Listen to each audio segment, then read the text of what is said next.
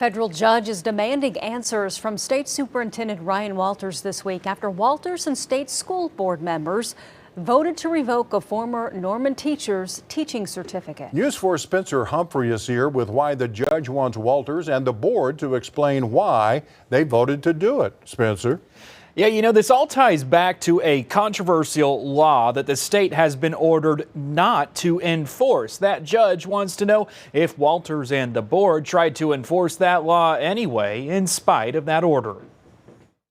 Well, she broke the law. That was State Superintendent Ryan Walters last month, talking about the vote he and state school board members took to revoke former Norman teacher Summer Boismier's teaching certificate. And this is an order filed by a federal judge in Denver last week, demanding Walters and board members explain exactly what law they think Boismier broke. Because if it was the law everyone's thinking of, well, there could be a problem. In 2023, Walters and the board moved to revoke Boismier's certificate, claiming she violated the state's so-called anti-CRT law, House Bill 1775, after someone filed a complaint against her for sharing a link to a public library's website in her classroom. A state fact-finding investigation later determined she did not violate any law, but the board still pushed forward with revoking her certification anyway, putting it on their meeting agendas for a vote. State Senator Mary Boren wanted to sit in on their executive session discussions about it, but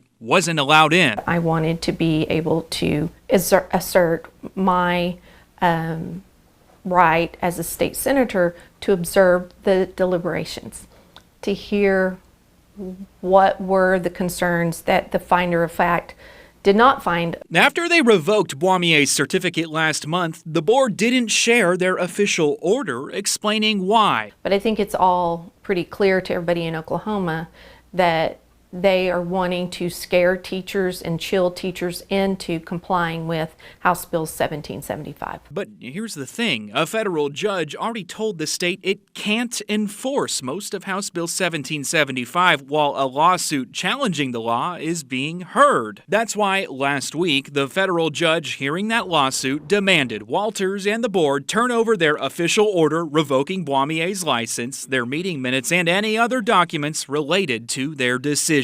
Now the federal court needs to know, why did you terminate her certificate?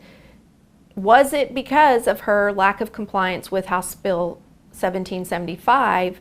And did you violate the protective order in firing her?